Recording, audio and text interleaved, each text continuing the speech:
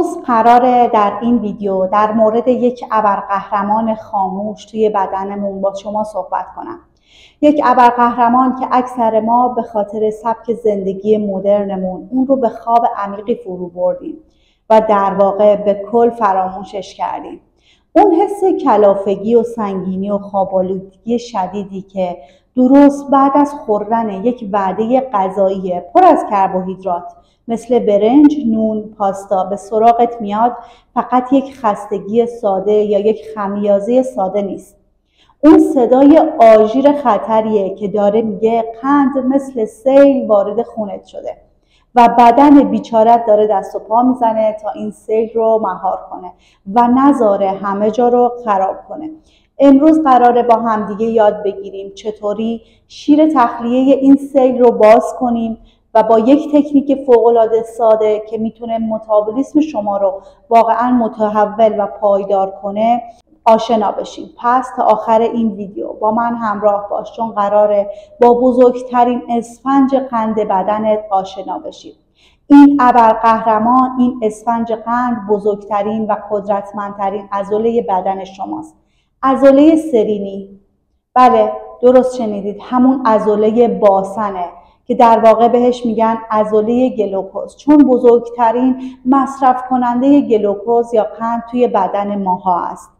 فکر کنید عضلات شما انباری های ذخیره قند توی بدنتون هستن. وقتی شما غذا میخورید قند وارد خونتون میشه و انسولین مثل یک کلیددار در این انبارها رو باز میکنه تا اضافه این قندها رو اونجا ذخیره کنه. حالا شما بزرگترین انبار کل کشور رو یعنی عضله سرینی رو در اختیار دارید، اما به خاطر ساعتها نشستن روی صندلی در واقع در این انبار رو قفل کردید و کلیدش رو هم در واقع گم کردید. به این حالت میگن فراموشی سرینی. در نتیجه اون قند سرگردان توی بدن ما میمونه، هیچ جای بزرگی رو برای رفتن نداره و اینجاست که کبد ما مجبور میشه اون قند رو تبدیل به چربی کنه، در شکم و پهلوهامون ذخیره کنیم.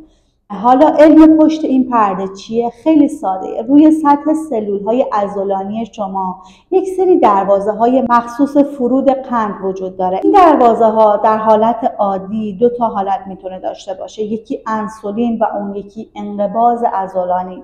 یعنی وقتی شما یه عضله رو منقبض میکنید، حتی بدون حضور انسولین هم این دروازه‌ها درشون باز میشه و عضله مثل یک جارو برقی شروع به مکیدن قند از جریان خون میکنه. حالا تصور کنید شما بزرگترین عضله بدنتون رو فعال کنید. این یعنی باز کردن یک شاهراه بزرگ برای ورود قند به داخل این عضله هستش که این کار باعث میشه که قند خونتون به شدت بالا نره، پانکراستون مجبور نشه حجم وحشتناکی از انسولین رو تولید کنه و در نتیجه جلوی مقاومت به انسولین و دیابت نوع 2 رو از ریشه میگیره.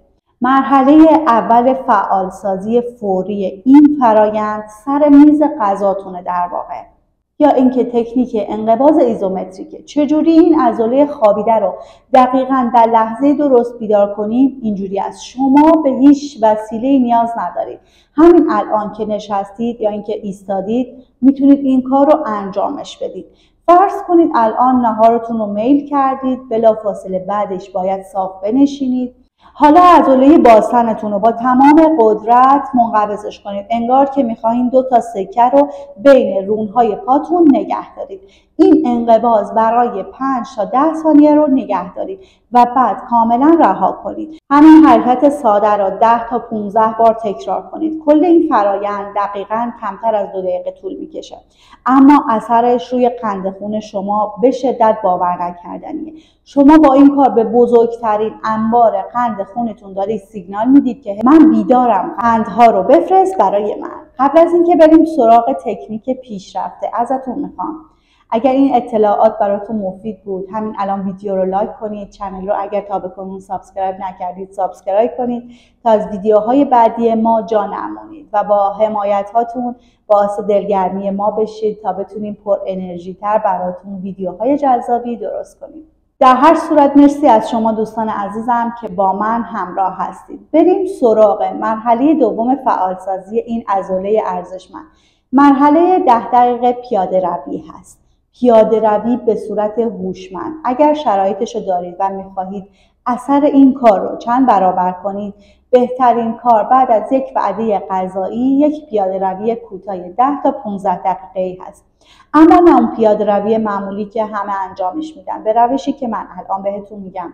به این صورت که در حین راه رفتن آگاهانه باید پاشنه پاتون رو به روی زمین فشار بدید. در انتهای هر قدمی که برمیدارید تمرکز کنید که این کار به طور مستقیم عضله سرینی رو فعال میکنه.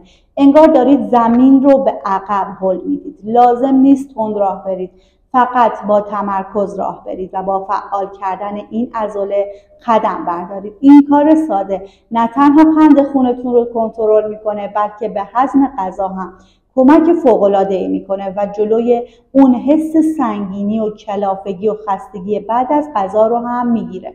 دانشمندان در واقع در تحقیقات متعددی نشون دادن که همین پیاده روی کوتاه بعد از غذا میتونه جهش قند خون رو تا حد زیادی مهار کنه.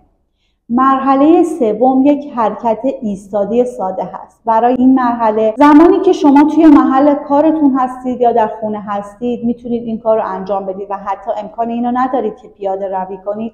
یک تکنیک عالی وجود داره که میتونید بایستید و به آرامی به یک میز هل بدید. یکی از پاهاتون رو با کنترل کامل مستقیم به سمت عقب ببرید. در انتها حرکت عضله باسن همون پا رو برای 1 ثانیه محکم منقبض کنید و بعد به آرومی به حالت اول بازگردونید. برای هر پا 10 تا 12 بار این حرکت رو تکرار کنید که این حرکت یک سیگنال بسیار قوی برای بیدار کردن این عضله و باز کردن دروازه‌های گلوتفور رو ارسال میکنه. میتونید این کار رو توی آشپزخونه موقع شستن ظرف‌ها یا در اداره موقع صحبت کردن با تلفن انجام بدید. اما چند تا هشدار و نکته مهم اینجا وجود داره که باید بدونید و هرگز نباید نادیده گرفته بشه. هدف ما از این تکنیک‌ها فعالسازی عضله هست، نه خسته کردن اون. قرار نیست بلافاصله بعد از غذا خوردن یک جلسه تمرین سنگین پا رو انجام بدید. ورزش شدید بلافاصله بعد از خوردن غذا خودش باعث میشه خون از سیستم گوارشی به سمت عضلات کشیده بشه و در واقع فرایند هضم رو مختل میکنه. تکنیک‌های کوتاه و ملایم و بدون اینکه به هضم شما آسیب بزنه، فقط به عضله فرمان بده و قند خون رو در واقع جذب کنه، یک هک متابولیکه، نه یک جلسه ورزشی سنگین. پس لطفاً توی انجامش زیاده روی نکنید. در نهایت بیایید به یک تصویر بزرگتر نگاه کنید. سبک زندگی مدرن ما رو به موجوداتی بی تحرک تبدیل کرده که فقط میخوریم و میشینیم. این دقیقاً برعکس چیزی هست که بدن ما برای اون طراحی شده. اجداد ما بعد از خوردن یک وعده غذایی برای پیدا کردن پناهگاه یا حتی شکار بعدی حرکت می‌کردن. بدن ما هم هنوز با همون نرم افزار قدیمی کار میکنه. اما این تکنیک‌های ساده‌ای که گفتم یک راه هوشمندانه برای شبیه سازی کردن همون الگوی طبیعی توی دنیای مدرن امروزه. شما با فعال کردن بزرگترین عضله بدنتون نه تنها قند خونتون رو کنترلش میکنید، بلکه دارید به بدنتون یادآوری میکنید که چطور باید به طور بهینه کار کنه. عضلات شما قدرتمندترین داروخونه و سیستم تنظیم قند خون در اختیار دارید هستند. ازش غافل نشوید. حتما ازشون استفاده کنید. مرسی که تا پایان این ویدیو با من همراه بودید. یا حق.